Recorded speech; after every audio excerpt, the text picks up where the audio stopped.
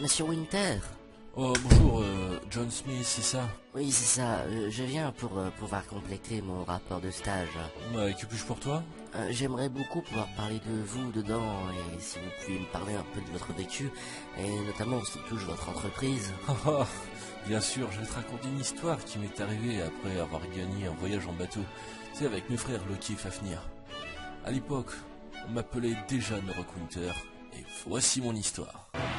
La Norok Entreprise présente pour votre plus grand plaisir une réalisation de Norok Winter. Écriture, Loki et Norok. Soutenez notre chaîne avec des pouces bleus et des abonnements.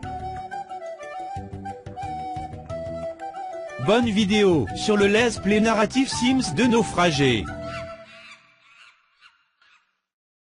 Alors un jour, tu vois, j'ai joué à un gratte-gratte, et puis bah, on m'a offert un voyage en bateau.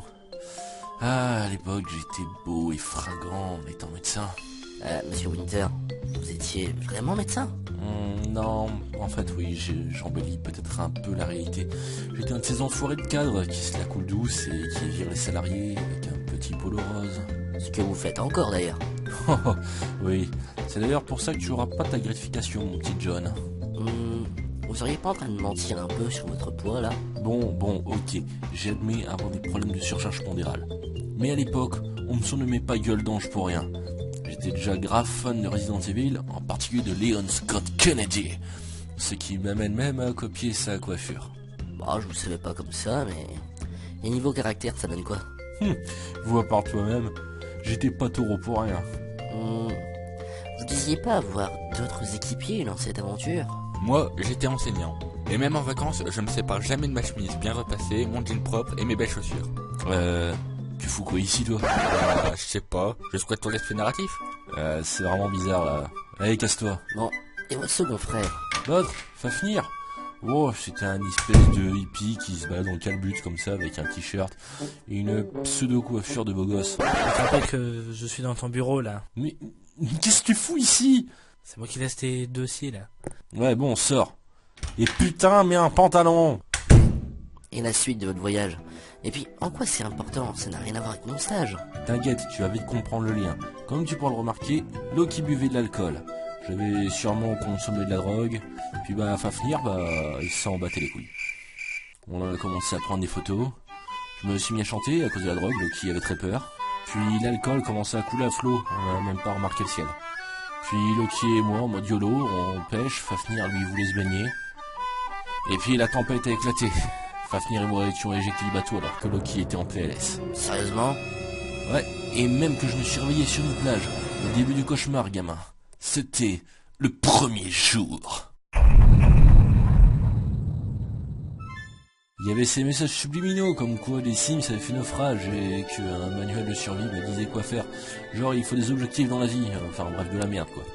Alors j'ai commencé à paniquer et à courir. Run. Il fallait que je me ressaisisse. Alors j'ai suivi les messages subliminaux disant de faire des provisions. Et ces messages, ils ne seraient pas dus à cette drogue ingérée? Aucune idée. En tout cas j'avais la dalle. Donc j'ai pris la première noix de coco traînant au sol pour la bouffer.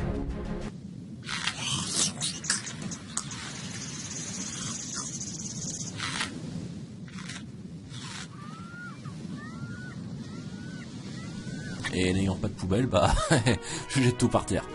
Mais bon, il me fallait, d'après la voix mystérieuse, dormir. Mais pas le temps, je devais trouver du bois, pour faire du feu. Puis j'ai dormi. Vous allez me dire que vous avez dormi comme ça? Mais non, j'ai toujours ma paillasse, comme tout le monde, allons. Et puis, au moins, ça améliore mon bronzage. Quelques heures plus tard, j'ai trouvé un message en bouteille, car c'est la poste des naufragés, tu vois. Et j'ai lu, malgré que la voix dans ma tête hurlait de faire du feu. C'est un de vos frères? Bah non, même pas, c'était une pub. Putain, même sur une île déserte, ils cassent les couilles avec leur prospectus. J'en avais quoi à faire de leur parement d'aluminium. Bon, après, suite à ça, j'ai essayé de faire du feu. Bah, tu vois, c'était pas aussi dur que l'Encolanta. Et vous n'aviez pas peur de devenir dingue seul comme ça? Non, j'ai trouvé le fameux guide de survie au début, comme quoi tu suis pas.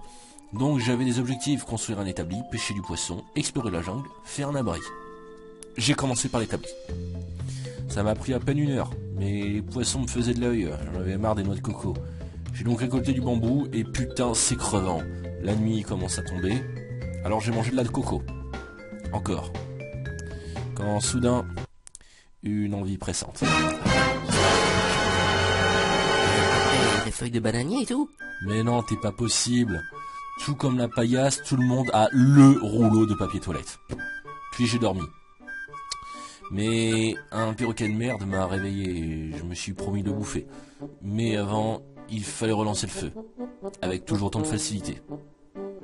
N'arrivant pas à dormir, j'ai fabriqué une lance avec le bambou. 5 poissons en 2 minutes. C'était un nouvel objectif rempli. Et le sommeil me faisait défaut. Alors j'ai regardé la mer jusqu'au second jour. Vous avez déjà passé une journée entière, sans mourir. C'était plutôt pas mal. Ouais, j'ai récupéré des feuilles de cocotier dans l'idée de me faire un abri après. Puis le sommeil est arrivé. Fait chier. Mais après ça, j'ai décidé de m'aventurer dans la jungle. Quand j'ai réussi à passer ces putains de ronces, il faisait désormais nuit. Mes vêtements avaient pris un coup, et ce fut pour moi l'occasion de traîner en sous-vêtements. Et pour une fois que la police ne viendrait pas m'emmerder, j'en ai grave profité. Waouh, c'est vraiment bizarre, mais en quoi je peux compléter mon rapport de stage avec ça? Oh non, ne t'en fais pas. Je te raconterai la suite dans le prochain épisode. Tu y verras sûrement plus clair. Sur ce, va me chercher un café. Monsieur Winter, je suis censé déjà avoir fini ma journée depuis 1 heure. J'en connais un qui sera pas payé. Bon, j'y vais.